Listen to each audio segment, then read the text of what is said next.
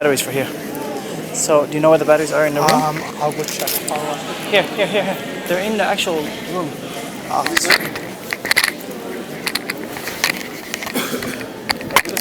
You guys always go before me. I'm not ready. I'm not ready. Do you want to call them in, or are you going to start with them? I'm going to call them in.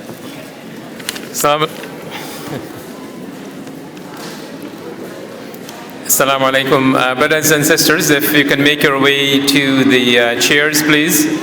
There'll be lots of opportunities to mingle and to view the exhibits that we have. But we need to get the program underway, inshallah. So if I can ask the brothers and sisters who are standing around, if you finish your salah, if you can kindly make your way to the seats, and actually it'd be better if we move up to the front. So the brothers and sisters, if you can move to the front, it would be much appreciated, so that when individuals are coming in, we don't disrupt the program. So if I can have your cooperation, please, to kindly fill the front chairs first, that would be greatly appreciated. This way we don't have to disrupt the program, brothers and sisters who may be coming in a bit later.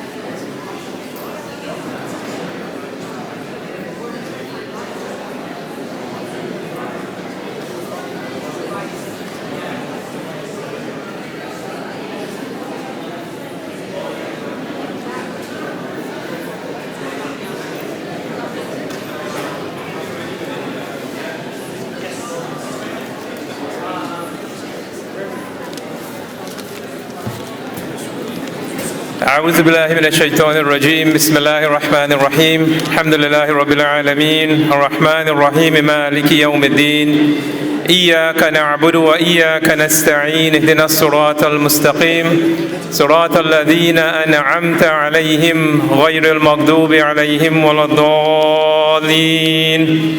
My respected elders, our shuyukh, brothers and sisters, children, guests, Assalamu alaikum wa rahmatullahi wa barakatuh. Again, on behalf of the Islamic Institute of Toronto, I'd like to welcome you to our third program celebrating Islamic History Month.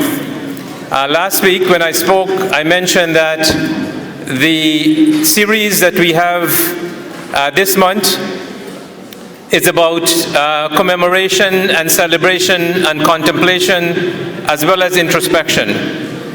And the reason for the introspection is that the communities that we are featuring are communities that are highly persecuted across the world. And in fact, the United Nations has indicated that the Rohingya community is the most persecuted minority in the world, despite the fact that they have a millennia-long history of living in Myanmar. That country is excluding them. And we heard through the video clip, and we know this, that since 1982, a law has been passed denying them of citizenship. So imagine living in a country since the 1430s and being denied citizenship. They're stateless. Many of us in this room may have dual or triple citizenship. We have 2 or 3 passports. The Rohingyas are not entitled for a single passport. They're stateless. So think about that as we contemplate this program and reflect on the fact that over 1 million people, the largest migration in modern history, the largest exodus of people from one state to another in our lifetime happened a few years ago with the Rohingyas. So brothers and sisters, tonight, in addition to celebrating and commemorating and reflecting on the history of these individuals and their contribution to Muslim society, it is also an opportunity for us to do some introspection. As a global community, as one ummah, how are we responding to these crises? What kind of infrastructure, social and otherwise, do we have in place to ensure that these individuals in this community is not forgotten? And today, inshallah, we will hear from a number of speakers about what's happening in modern Rohingya and also the contributions of these individuals who live under Burmese rules and then under British rule and now in Myanmar, how much they are suffering and their contributions to Islamic society and the global community at large. We will begin the program with a short Quranic recitation, and we've chosen on this occasion to have a video clip with a Rohingya. Afterwards, we'll have our first talk, which will be done by Sheikh Abdullah Hakim Quick. Then we will have some kids performing. We'll have a second talk by Brother Anwar Arkani. And then we'll have a singer with a couple of musical instruments. And then we will have Brother Sulaiman from the Burma Task Force who will speak to us. We're hoping to conclude the program, inshallah, at around 8:15. And then we'll have an opportunity to socialize and participate in some refreshments that is indigenous to the Rohingyas. So to get the program going, I will ask Brother Mamoon to tee up the Quranic recitation.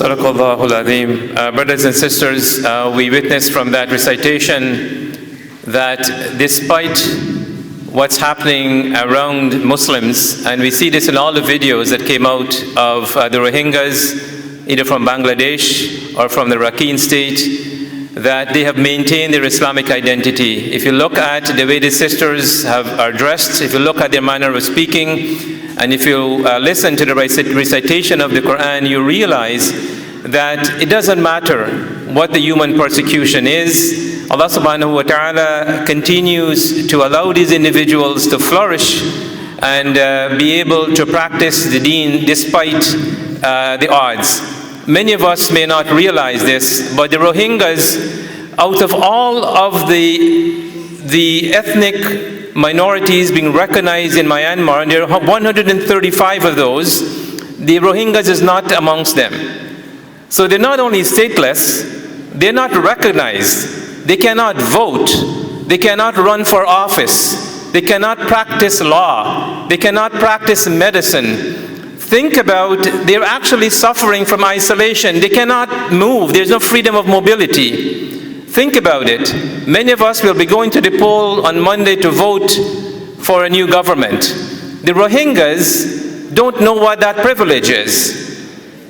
Not only can they not run for office, but they're not even given ID cards. They're stateless. They can't practice their religion. They can't move. If they are moving from one state to the next, they need permission. So brothers and sisters, this is the introspection I've been talking about last week and this week with the Uyghurs, and now this week with the Rohingyas, and next week inshallah we will be dealing with what's happening in Kashmir. So this is a classic example, and we've heard this from people like Bob Rae, who was the leader of the Liberal Party and who was actually sent by the government to look at the situation of the Rohingyas. He has talked about this as a genocide. They've talked about this as ethnic cleansing. There is no way to dress this up, my brothers and sisters. And one of our scholars, Dr. Sheikh Abdullah Hakim, will now be speaking for us for about 15 minutes. And I want to, before Dr. Hakim take the podium, I want to also say what I said last week, which is the programs that we plan during Islamic History Month is in large a tribute to his dedication and the work that he's been doing. In addition to him being an Islamic scholar, he's also a historian, and that perspective is unique within our community, and we are fortunate and blessed to have him amongst us. And with that, I'll ask Sheikh Abdullah Hakim Quick to speak to us about the Rohingyas.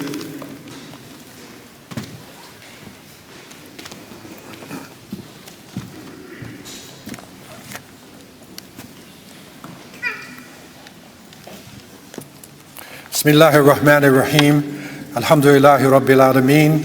Wa usalli wa usallam ala Sayyid al-Awwaleen wal Akhirin. Nabiyyina Muhammadan wa ala alihi wa sahbihi wa barik wa sallam.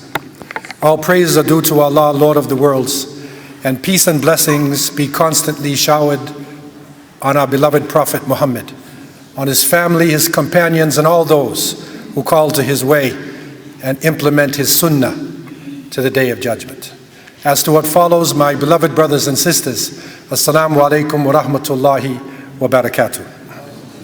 Alhamdulillah, it is another important evening that we have here tonight, and we are streaming this live on YouTube, and inshallah we hope it will remain as a testimony to our community and to what is happening, the challenges that we are facing today.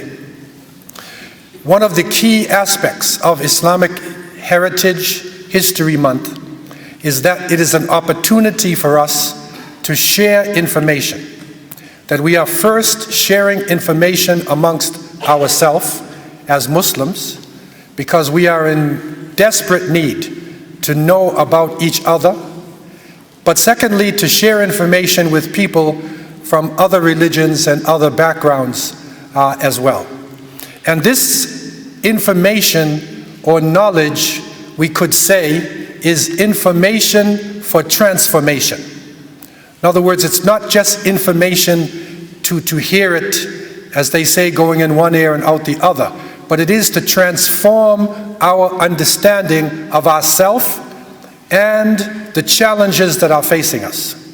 And Allah subhanahu wa ta'ala tells us in Surah Al-Hujurat, Ya ayyuhan nas, إِنَّا خَلَقْنَاكُم مِّن ذَكَرٍ وَأُنثَى وَجَعَلْنَاكُمْ شُعُوبًا وَقَبَائِلَ لِتَعَارَفُوا إِنَّ أَكْرَمَكُمْ عِندَ اللَّهِ أَتْقَاكُمْ إِنَّ اللَّهَ عَلِيمٌ خَبِيرٌ. Allah tells us in the chapter of Hujurat that, O mankind, O humanity, so this is addressed to all of humanity, surely we have created you from a single male and female, and we made you into nations and tribes that you would get to know each other. Surely the most honorable in the eyes of Allah is the most pious, and surely Allah subhanahu wa ta'ala is full of knowledge, is the most knowledgeable, and is well aware of everything that is happening. And so this verse shows us, as the Quran is telling us, it is part of our mission, part of our understanding, that we get to know each other.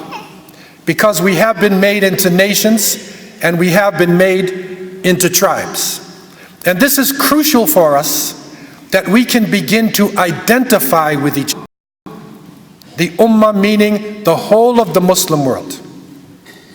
And when we look at this part of the world, there is very interesting concepts that come out of this, and we want to look at this first as we go into the present day challenges that the Rohingya of Arakan are facing.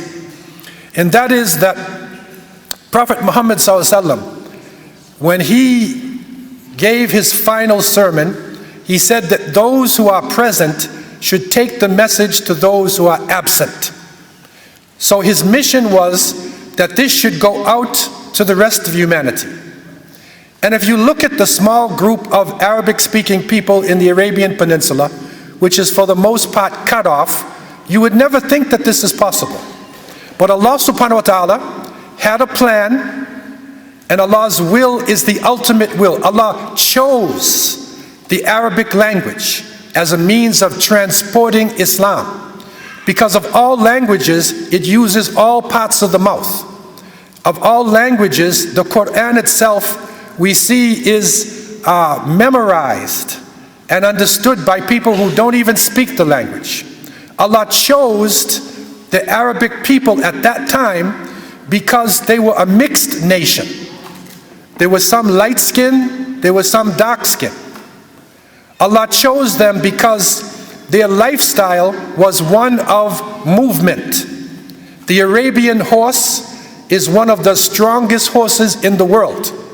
The camel itself is able to take people across great deserts and great mountains. Allah chose the Arab people, the Arabic-speaking people, because not only were they connected to the world over the Silk Road, and we were studying this with the Uyghur Muslims, that the Silk Road leading from China all the way across to Europe, but surprisingly enough, if you look at the map, you will see that the Arabs were actually traveling all over the southern world before the time of Prophet Muhammad ﷺ. And if you look at these trade routes, you will see the monsoon winds, that the monsoons go down into what is Madagascar and East Africa, and also during another part of the year, they also go north and they go into what is the Indian Ocean and the South China Sea.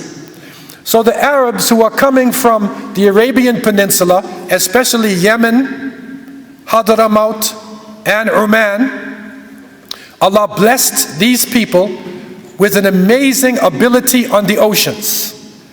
They were able to travel long distances, and if you see here, they traveled the routes from Oman, which is southern Arabia, down into the East African coastline, over here to Madagascar, up across into India, and these are some of the places that we have been studying. We studied Sri Lanka, one of the places they went to. We studied Kerala, Malabar, we studied Bangladesh, we understood about Malaysia and Indonesia.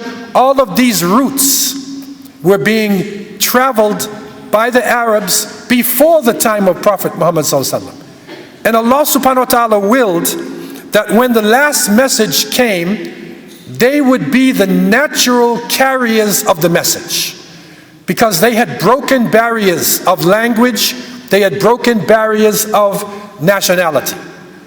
And so they carried frankincense and myrrh, these beautiful smells, the beautiful incense, the bahor. They carried this and other precious items.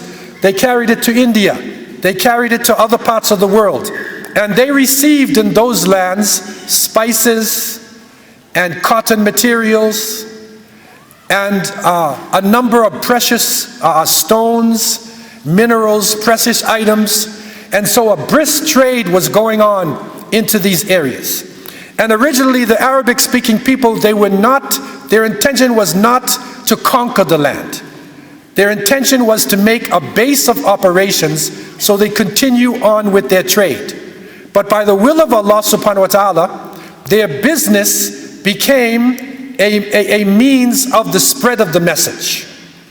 And so because of the unity that the Quran speaks about, the early Arabic-speaking people were able to intermarry with other nations.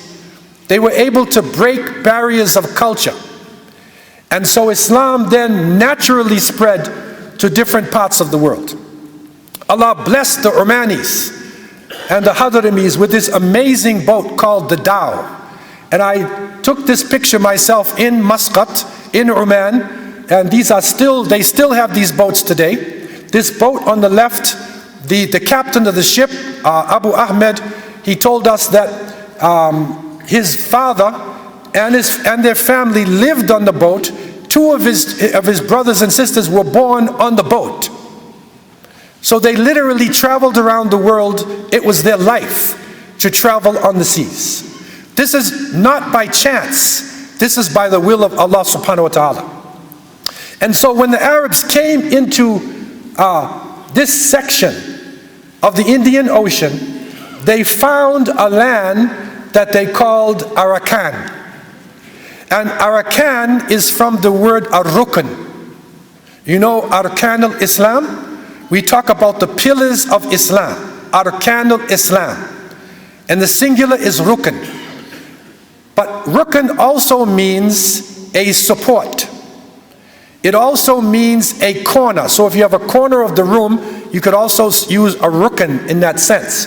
So they saw the natural ports, the natural seaport in this land as a natural place to make a base. So they called it the rukn, the arkan, and so this is where the name originally comes from of the people who are living in Arakan state. They intermarried with the local population. They found an Indo-Aryan people who were living there. And this is important because the people we know as the Rohingya are a unique people. They are unique because they are the Indo-Aryan people who then mixed with the Arabs, and then later, as you will see, with people from Bangladesh. The Mughals were there. There were also Pathans who came into this region. There were a number of nations who mixed with the Rohingya people to make this beautiful land. And the masjids had a special flavor there in that part of the world. What is really interesting, though, that I wanted to note is that you would look at the map and you say that how could this strip of land remain autonomous from the rest of Burma and Thailand? When you look at the geography, you will see on the eastern side of Arakan, that would be the side facing Burma, there is a mountain range. There is an impassable mountain range. On the northern side, which separates Arakan from Bangladesh, there is a river. So this land there is a base of operations. It is a corner which is autonomous and which is naturally protected by the mountains and by the river. And so they were able to develop this early society, which then flowered into the societies that we will be speaking about as we go along. So this is the basic root the basis of this important group. And I wanted to begin our understanding first celebrating this culture. We know that Sheikh Ayub, Muhammad Ayub, right, was one of the, he was one of the imams of Medina, of Masjid al-Nabawi. That's the level of their qira'ah that they actually reached. And the culture is an extremely important one. The enemies of Allah subhanahu wa ta'ala, their intention is to wipe out our culture, to change our names, to destroy our societies in order to make us slaves. Because if your body is a slave, then you're a physical slave. But if your mind is a slave, if you have no history, then you are fully a slave. Even if your body becomes free, you're still a slave. So one of the intentions of our gathering is to encourage our community of Rohingyas and also our general Muslim community to never forget this society and to identify with the people in this society as one of our important groups of brothers and sisters. And we pray that Allah subhanahu wa ta'ala would bless them, that Allah would take them from this suffering into peace, and that Allah subhanahu wa ta'ala would bring back justice to them and enable Muslims, especially our leaders, to identify with what is happening to our people on the ground. So I leave you with these thoughts, and I ask Allah to have mercy on me and you. Wassalamu alaikum wa rahmatullahi wa barakatuh. Thank you very much, Dr. Abdullah Hakim Quick. And brothers and sisters, as the Sheikh indicated, part of this is education. It's also about cultural, it's about celebration, but it is also about inspiration. It is an attempt to try and inspire and motivate our young people to stick to the truth, to stick with Islam amidst the odds, because we're seeing in this day and age how challenging it is for Muslims in this part of the world, and we've concentrated on a part of Southeast Asia. We did Bangladesh, we are doing Burma or Myanmar today with the Rohingyas, and then we're doing inshallah Kashmir. Next week we took a trip north and we did Uyghur. So we're dealing with the Southeast Asian peninsula as well as north of Asia, and we did Africa, we did Europe, we did the Caribbean. So we're traveling the globe trying to understand and celebrate this culture during Islamic History Month. So to further the culture a bit, we'll have some children from Rohingyas, and they will, my understanding is that they will sing a few songs. Where are our children? I also want to take a moment to welcome, there's a lot of Rohingyas friends and families who are coming from overseas, many of them from also from out of the GTA, from Kitchener in particular. We're very, very pleased that you're here with us. We'd like to extend a very special welcome to you, and we hope inshallah that this will provide motivation for you, that the rest of the Islamic community in the GTA are thinking about you, and we are trying to do our best to educate others about the challenges facing the Rohingyas, and we're hoping and praying that Allah subhanahu wa ta'ala will repatriate the Rohingyas and enable them to be able to live a free and full and fulfilling and an accomplished life in their homeland.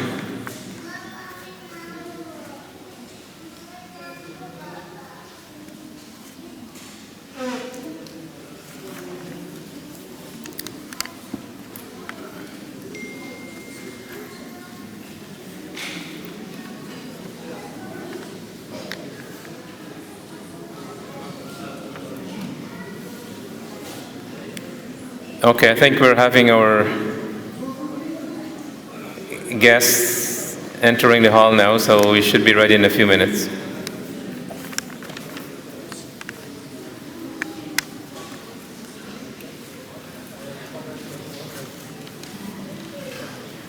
Yeah.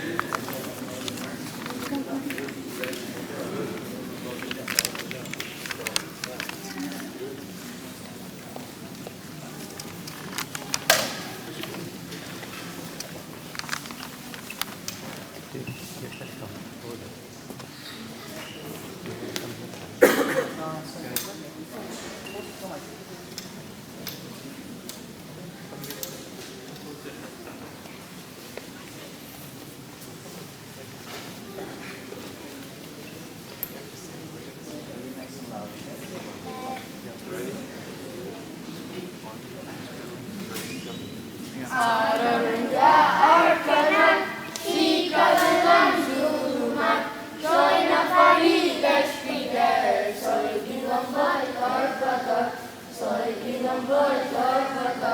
Rohingya of Arakan, she comes zulmat, join a party that's there. Sorry, Gilamboi, Torpata, sorry, Gilamboi, Torpata.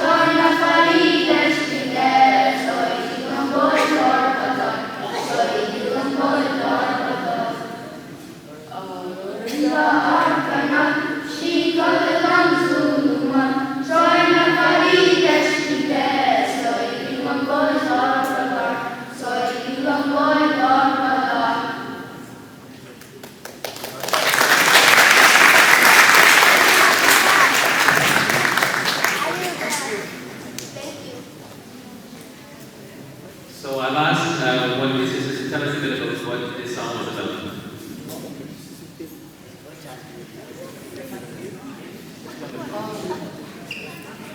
The last part where it says Nakasale for war, it means that if we work all together and when the come, that end means we can all push a boat up a mountain.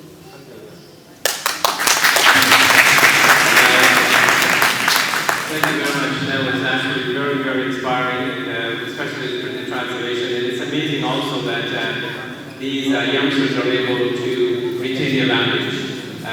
Dr. Sheikh Abdul Hakim quickly mentioned that an important aspect of when we're trying to transform people, we need to identify with sort of things. And certainly, in my humble opinion, language is something that's really, really important. And here we see that the Rohingya language is alive and well, and these youngsters are obviously bilingual, and I'd like to thank them for such an inspiration. Jazakumullah khairan. May Allah continue to bless you and your families.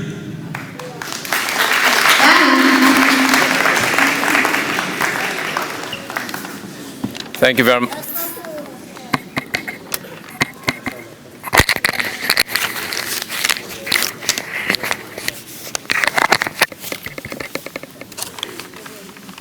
Thank you very much. So we'll move to the other part of the program, which is a talk by Brother Anwar Arkani, and he will speak to us for about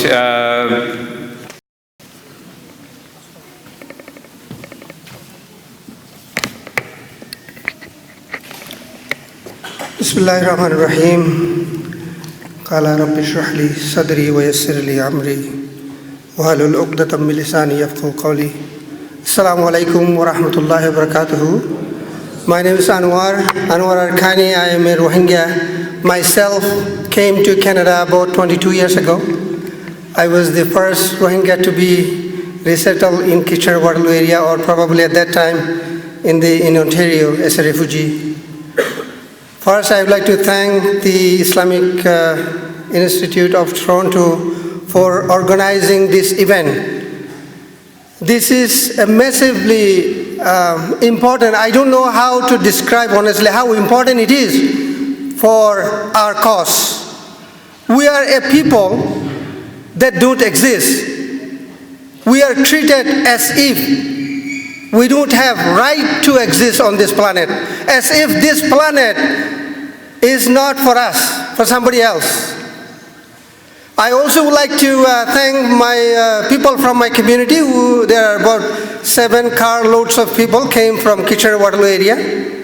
I would like to acknowledge them, but mostly I wanted to talk about the crisis itself because it is a history month. I will be spending most of my time on the history itself. It's not because the crisis is less important, because it is Islamic Awareness Month. If you know more about the history, I think it will make more sense to work towards a solution or to help these people who are sort of betrayed by the rest of the world. I put intentionally the kingdom there, the Rohingyas of Arakan kingdom and Burma, so because we were never part of Burma. We have nothing to do with Burma. We never came to Burma. Burma came to us. It was a separate kingdom. It existed forever until British came and messed up with the part of that part of the world. When British colonized Arakan, it was part of Burma. So when Burma got independence, the British said, well, you know, when I took it, when I stole it, he was the owner, so I had to give it back to that guy once I'm done with you. You know, I ate everything that I wanted to eat. So that's what happened. We were just prior to British colonization, we were the colony of Burma, then British colony, and then Burmese colony again. Now we became unwanted. I just put something briefly here. We are the aboriginal people of that land. Doesn't matter what the Burmese government is saying or other hired agent of Burmese government is saying. We are the people of that land, native people, and we look like dark brown, medium build people, look like Indian, Bangladeshi, or some part of Pakistanis. And now when you say the word Rohingya, nowadays, it is 99% Muslims. Only about 1% or less are Hindus. And geographically, Sheikh showed you we are in the Southeast Asian bloc. Over here, I put some maps, probably not needed, and I will go very fast. This is the modern map, not the old map.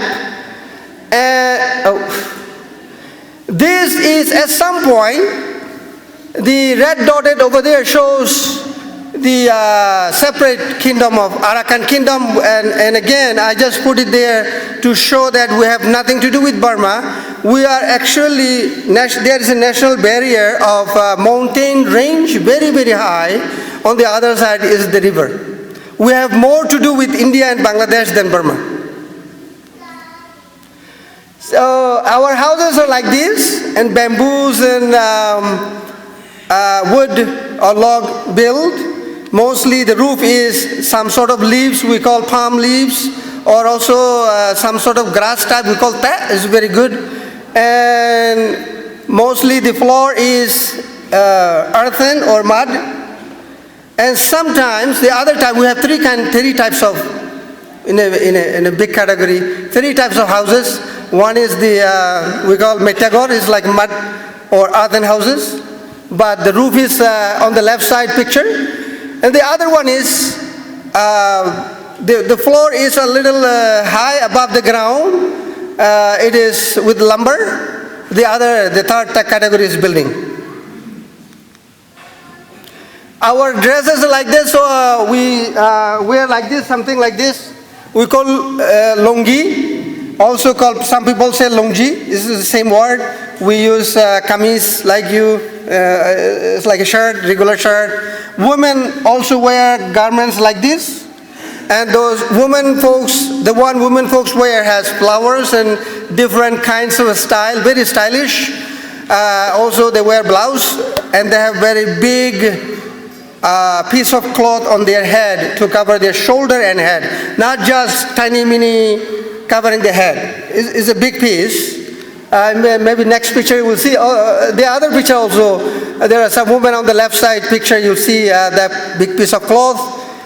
And over here on the left side, the right side, it is an official attire we used to have when it was parliamentary democracy, post-independent Burma after the British colony. So this is the dress we used to wear officially when people go to their offices or parliament. We still use cows and buffaloes. We are far away from the technological world or modern world. To plow the field, we grow rice. I would say 90% or more people are farmers in Rohingya community. We also have fishermen and traders and some other bureaucrats or teachers and stuff like that. This is how we plow fields, and this is sort of planting, and you see the harvesting time, probably the good rice on the right side of the slide. We are very big rice grower actually. The field is very fertile. These are our dishes. We eat rice. When people here ask us, okay, what do you eat for breakfast? I say rice. How about lunch? Rice. How about the dinner? Rice. So we eat rice, 7 days a week, whole day, 7 days a week, whole month, and whole life. That's what we eat. And various dishes. Our dishes are mostly spicy. Spicy in a sense that it's not too much masala. We eat masala, but it's the chili. We eat a lot of chili, and also sour and spicy type. For snacks, we eat a lot of different types. We have something over there we call dupashpida. It's made out of some flowers and coconut and some either gourd or sugary stuff. On the left side, we call duvida. I think you also sometimes see this type of stuff with the Indian community and Bangladeshi community. Inside is the gourd and some coconuts. On the right side, maybe favorite of a lot of the communities is called pan. In English, it's called betel nuts and betel leaves, and there is some white stuff that we eat when a guest comes. Say, Assalamu alaikum, Shakir bhai, sit down, here is the first thing they will offer is the pan.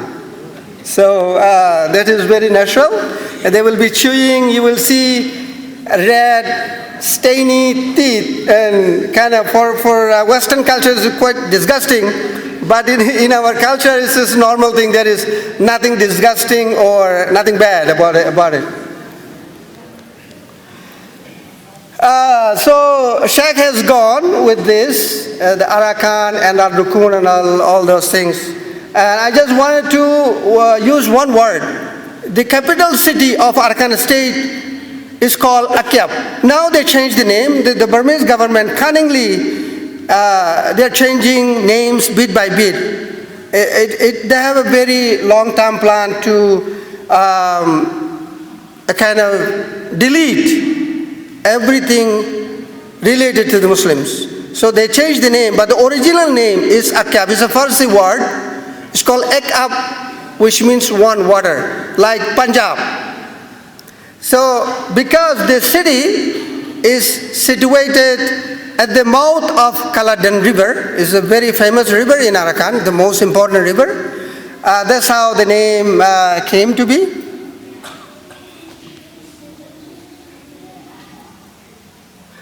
I put three major, again, doesn't matter what the Burmese government is saying and their hired agents are saying. We are the Aboriginal people. How Islam came to that land. People did not change, only the religion, the belief system changed. We didn't come from somewhere else. I used to believe, let's say, this building is built by Mark. Now I see there's iron and all big pipe and a lot of stuff. My belief system changed. I used to believe something else, now I believe Islam. That is the only thing different. So how some Muslim from outside also came. There are three, I would say how the Rohingyas become Muslim. There are three major sources. One is, Sheikh also described before me, is the major trade road. They came there, they had intermingled, they had partners of trade, and some shipwreck at some point because of the bad weather. They lost their ships and they survived. Those kings at that time sheltered them. The other was a Arakanese king exiled into Indian part of the administration, Mughal Empire at that time, because the Burmese, which has nothing to do with us, invaded and killed a lot of people. The king exiled. He was refugee like us, probably in a different style. And then he took shelter there for many years, and then he sought help. And the Muslim king offered him help based on 6 conditions you will see soon. First, he sent 20,000 forces, very strong forces, to fight against the Burmese government at that time, Eva king of Eva, to take the land back and to dethrone this refugee king of Rakhine. It was 20,000. The general who led, he kind of betrayed the king for some sort of internal conflict. Then the Mughal king sent 40,000, again double, and to dethrone. So there are, again, one time 20,000, another time 40,000, 60,000 are already there with their families and children. My point is how people of that land came to be Muslims. The other is, there is intermingle later, intermarriages and all sort of those kinds of things. So these are the 6 points. When Mughal emperor helped Burmese king, the refugee king, the Buddhist king, to dethrone, here are the 6 points. He said, okay, you have to do this, you have to do this, to return the 12 towns of Bengal. I do not know the exact area. Maybe at some point there are some areas that they attacked and they took. And number 2, to receive Muslim title for kings of Arakan from Bengal. The court emblem must be inscribed with kalima, tayyibas, like a kalima, shahada. And coin minted has to have the kalima. And to use Persian language, at that time Persian language was very prevalent within the Mughal Empire. So court language has to be Persian and to pay taxes. So this is the proof. These are the coin minted in Bengal and used in Arakan. The title, next 200 years, those Buddhist kings used Muslim titles. they have two names, one Buddhist name, one Muslim name. I have a long list here I wanted to show. This on the left side is a Buddhist name, in the middle Muslim title, at the right side those are the era, what time of the period, what year they rule those countries. Now they are saying that they were never, we do not have Muslim, Buddhist. To be a Burmese is to be a Buddhist. There is a saying. To be a Burmese is to be a Buddhist. So in order for you to be a Burmese, you need to be a Buddhist.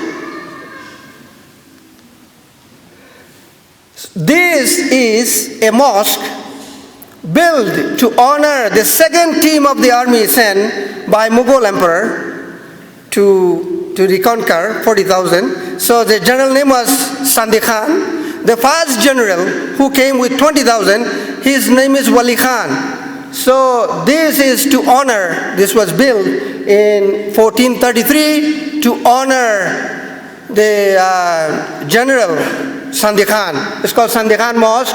It was demolished in around 90s. Only this is the only picture available for any evidence, any showing. These are some other historical places. This is in Akyab, the capital city of Karen Arakan. This is called Badr Makam. It was built sometime in 18th centuries, 1727. There is another mosque that I would like to, very interesting mosque. This still exists. The other things, the previous one, they made as a Buddhist temple, but this one still exists. You see the police sign there. People are not allowed to go in and worship there, pray there. And the great grandson is here today with us. The builder of this mosque, the great grandson is here after the event. If you like, you will be able to talk to the gentleman. And the other major historical point I would like to bring, or major incident in our historical lineage, is the 1942 massacre. These things never happened before. These two communities coexisted peacefully for hundreds of years. Actually, the Islam traces in Arakan, I missed at the beginning, since 7th century. It's a long, long time ago. A lot of other historical recording is done mostly in 1300, 1400.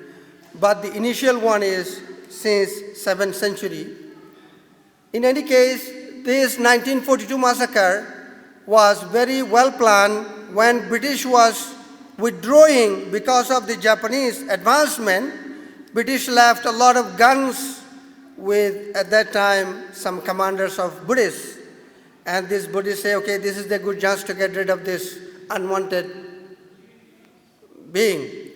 And they massacred about half of the entire population. Half of entire population. It's a long story. And it was a major accident, or in a sense incident. This is after Burmese government official radio broadcasting corporation was allowing to relay Rohingya language program 3 times a week. It went for a few years. These are some of the MPs, and from the top left, second person was the minister, health minister. So these are some of the MPs. And these are some other evidence that we had in geographic books and his Burmese history books and the university documents. They were teaching about the Rohingyas.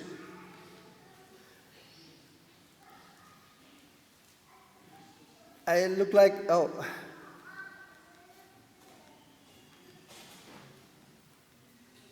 So my point is why I am showing all this. Because they are saying that we came from Bangladesh or we came from somewhere else. Now, Bangladesh became to be Bangladesh since 1971. So we never came from Bangladesh. If we came to Arakan, we came when it was India, Mughal India, or when it was East Pakistan, probably. But they don't call us Pakistanis, they don't call us Indian, they call us Bangladeshis, Bengalis. They have a very weird way of saying, they call Bingli. It's a very demeaning way of saying Bangladeshi.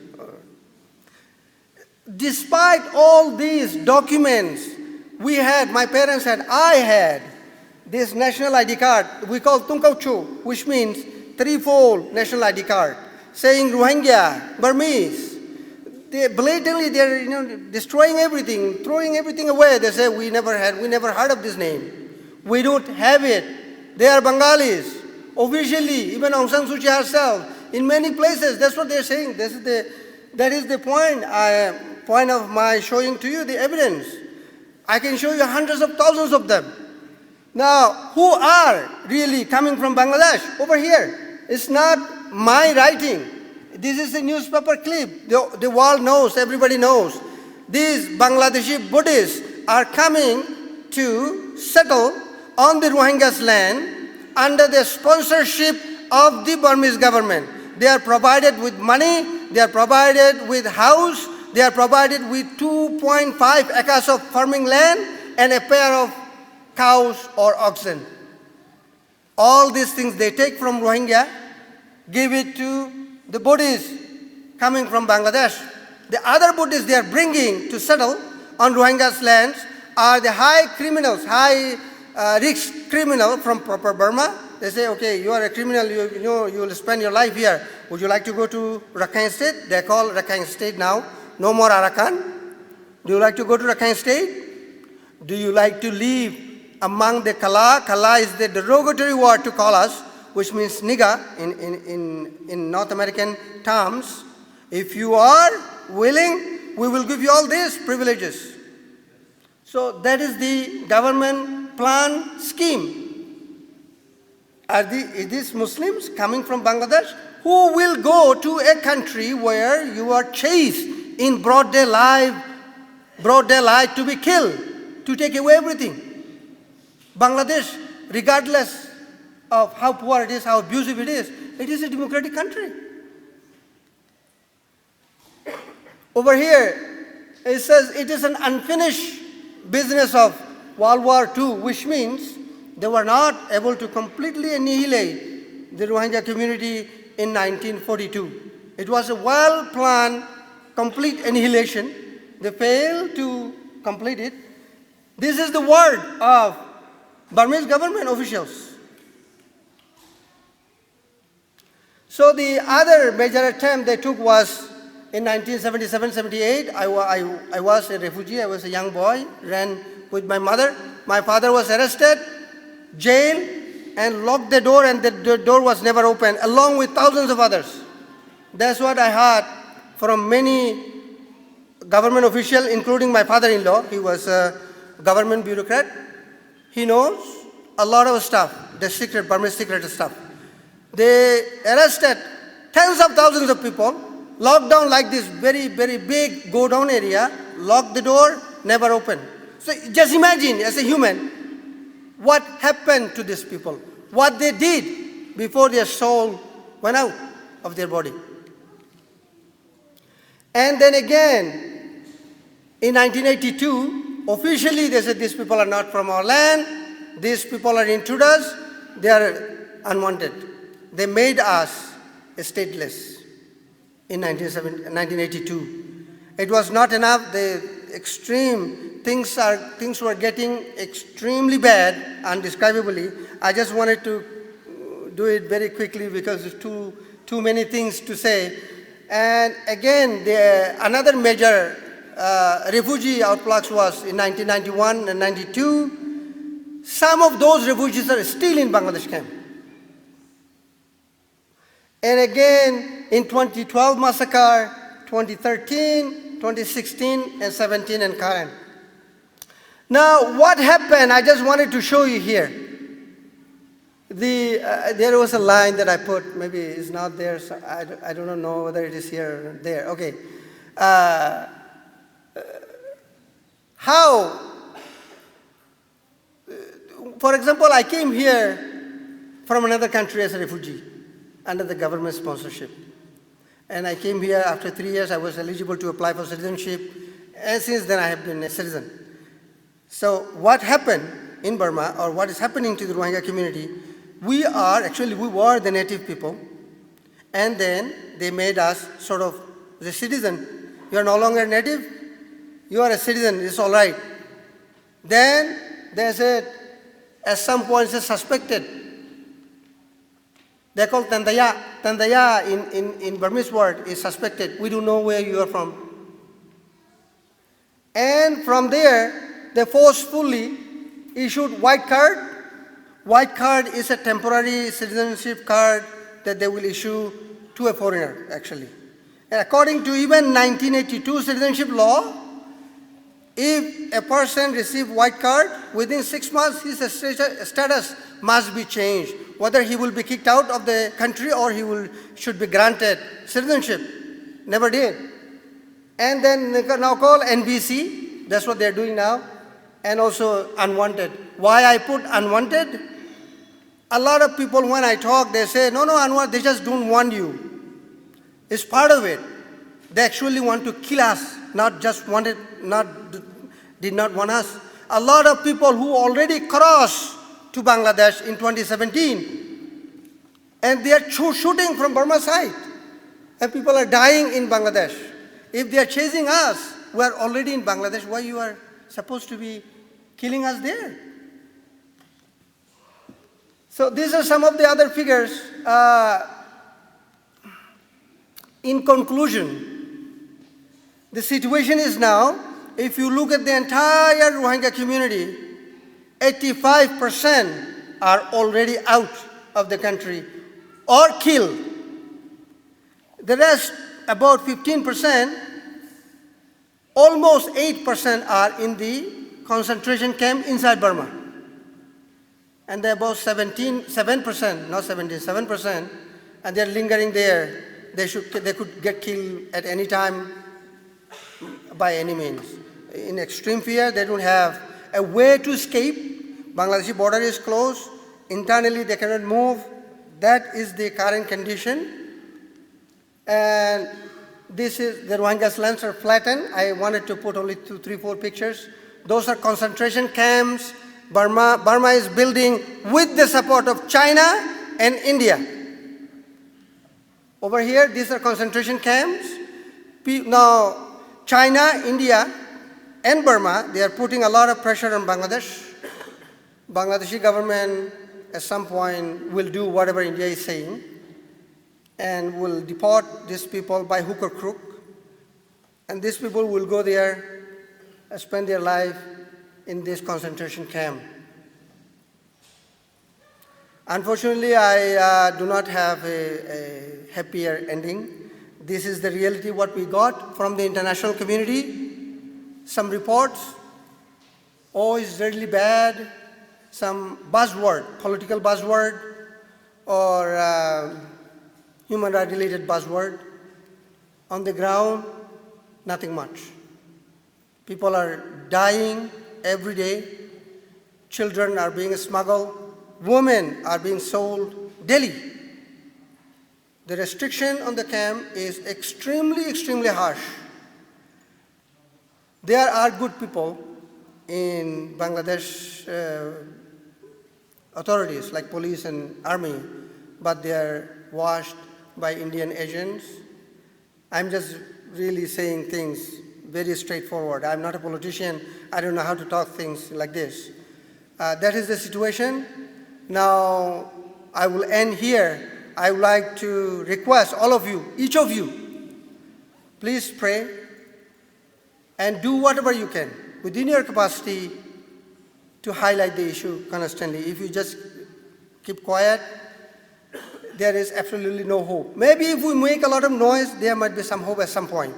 Why I'm saying this is when I started this campaign about 8 years, 10 years ago, people did not believe what I was saying. Now I feel a lot more at ease to describe the crisis because a lot of the things are sort of known At that time, people did not know. After the talk, they come say, Anwar, are you serious? Is it possible? So, but I didn't give up.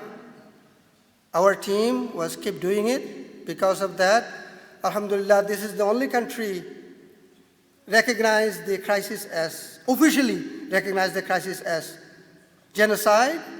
We also have a big 6 months display at the Canadian Museum of Human Rights in Winnipeg.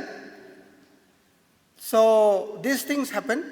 If we gave up at that time, we became hopeless, nothing would happen. So that is the hope I still have. Thank you for your time. Assalamu alaikum wa rahmatullahi wa barakatuh.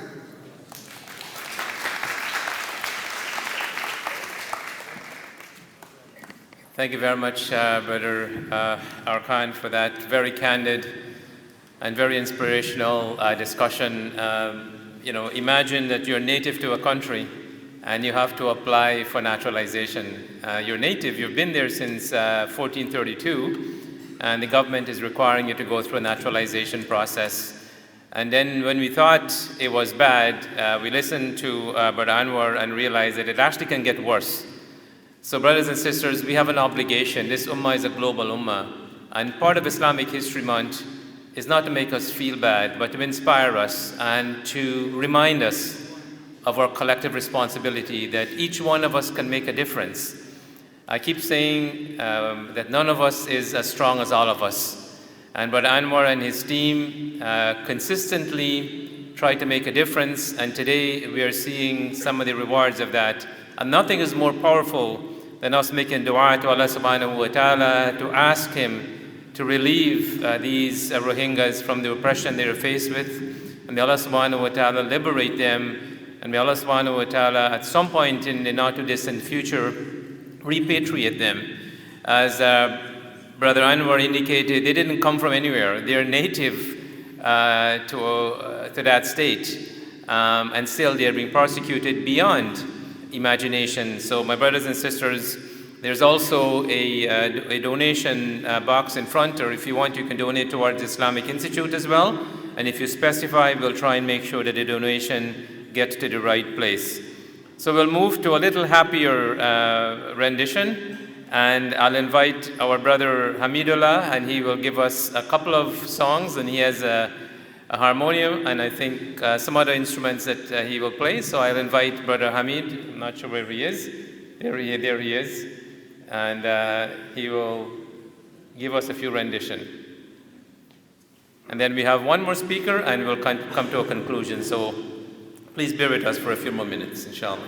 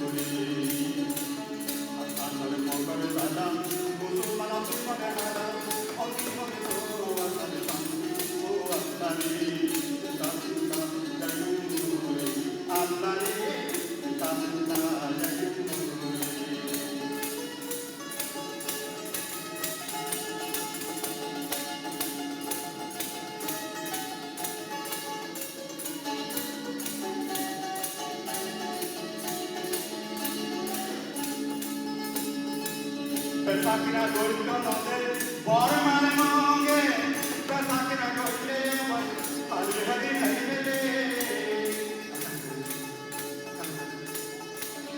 Sakina Gorka Node, Borman Monge, Sakina Gorka, Hari Hari Hari.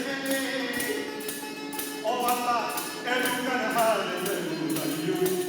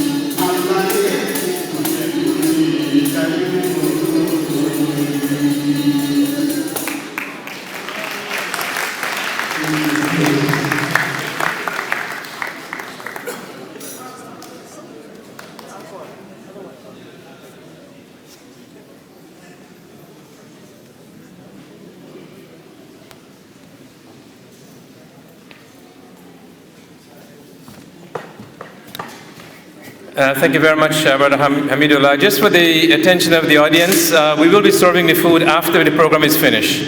So the food will be served after the program is finished. So if I can ask the brothers and sisters, our apologies, but I think it's better for all of us to eat at one time rather than some of us. So if we can kindly wait for a few minutes, inshallah, 5 more minutes, and we will serve dinner, inshallah. Jazakumullah khair. So the final item on the agenda is a short speech by our brother Sulaiman, who is from the Burma Task Force, and he will speak to us for about a few minutes or so on what we can do to support the situation of the Rohingyas. Brother Sulaiman.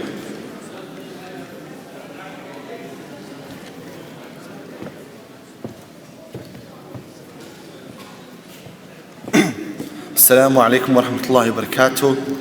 الحمد لله رب العالمين والصلاة والسلام على أشرف الأنبياء والمرسلين. First and foremost, I would like to thank the Islamic Institute of Toronto for organizing such an amazing event and their efforts towards serving the Muslim community at large. Alhamdulillah. May Allah reward them, one of the most active, especially when it comes to, helping the Muslims also abroad. The event of today clearly demonstrated and highlighted the genocide of the Rohingya Muslims. Not only did it explain the plight of the Rohingya Muslims, but also portrays the results of neglect. Brothers and sisters, the Rohingya Muslims were neglected. The Muslim world, with all due respect, did very little to make any noise. And in fact, I know of activists who went to the Muslim world.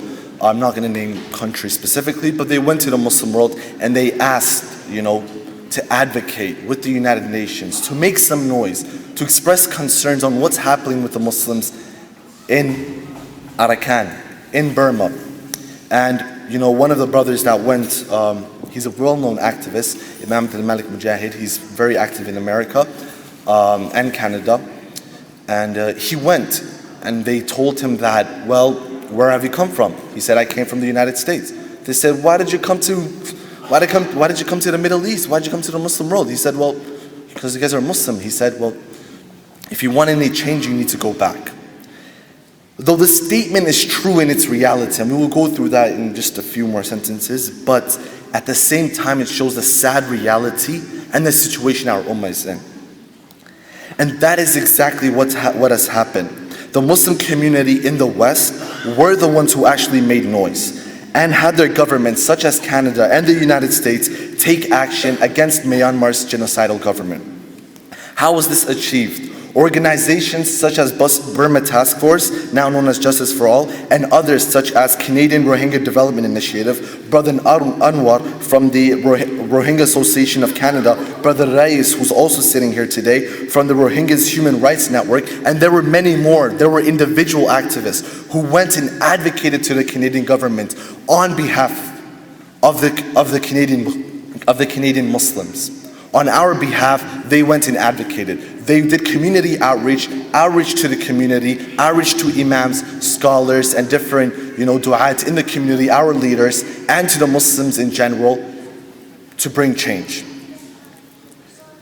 And guess what happened as a result?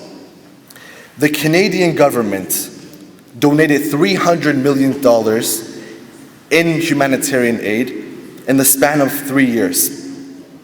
They pledged to actually donate $300 million, to be specific.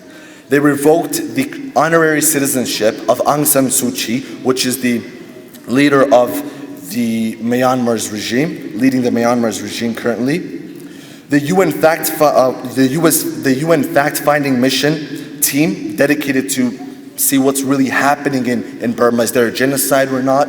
So that was their task. They declared it a genocide. France's prime minister declared it as a genocide.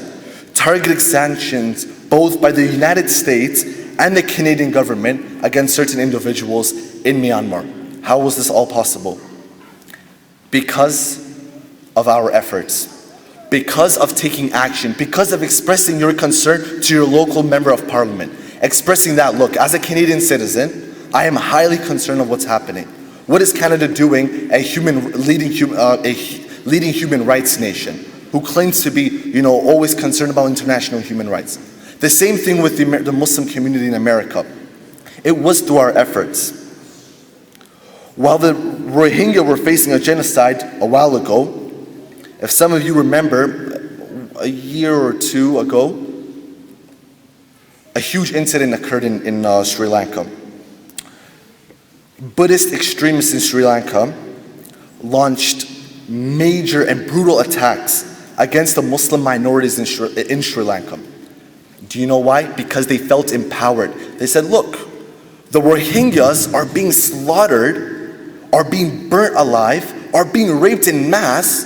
The Muslims have such a huge population, but nothing's happening. We can get away with it. Let's get rid of our Muslims in our country also. They did a good job, let's do the same thing. And as a result, dozens, hundreds of Muslims were killed within a few days. And alhamdulillah, action was taken, international concern was expressed. Neglecting genocide empowers others to do the same. Now, it's not only about neglecting one situation. Let's say Rohingya, subhanallah. Let's say they're not part of us, a'udhu billah. And we forgot, and we neglected them. Do you know what would happen as a result? What would happen as a result is what actually is happening. The Chinese regime, what it's doing to the Uyghur Muslims in East Turkestan. They feel empowered. What happened in Sri Lanka, and what is currently happening. Don't think they forgot. They're waiting. They're preparing. If they see no uproar, they'll do what they have to do. They will kill people. There are millions of Muslims in India, no one knows about this, that are about to face a huge genocide. They are facing a systematic genocide. It's what we call a slow burning genocide. It's not like suddenly they're going to go and kill people. It's within time. It's within a span of a few years. But still, millions of people are going to die in the process. There are Muslims right now facing a genocide in Kashmir. As a result of what? As a result of neglect. Modi's regime in India feels empowered that Muslims will do nothing, and he went forth, and look what he's doing now. There's a genocide occurring. Brothers and sisters, we can't neglect our fellow Muslims anymore. It will lead to the killings of millions of us. We have an opportunity to bring political change in our lands while being here, so what excuse do we have as Muslims not to do so? What will our answer be to Allah Azza wa Jal on the Day of Judgment? When He questions us what we did, what did we do when the Muslims were being killed in Burma or Kashmir or East Turkestan, in other parts of the world, in Palestine, in different parts of the world. These cases of genocide are not like other countries like Iraq, Syria, and Palestine, like Afghanistan, where Muslims kind of have autonomy. But these cases, we literally need to advocate to our local members of parliament, and express our concern, to, take actions against these certain regimes. There are three things we are asking for in regards to the Rohingya Muslims. Number one, Bangladesh awarding them refugee status. Number two, a UN protected zone in what is now known as Rakhine State, originally Arakan. Restoration of their citizenship. You all know, if you're not a citizen, you're nothing. You don't belong anywhere, right?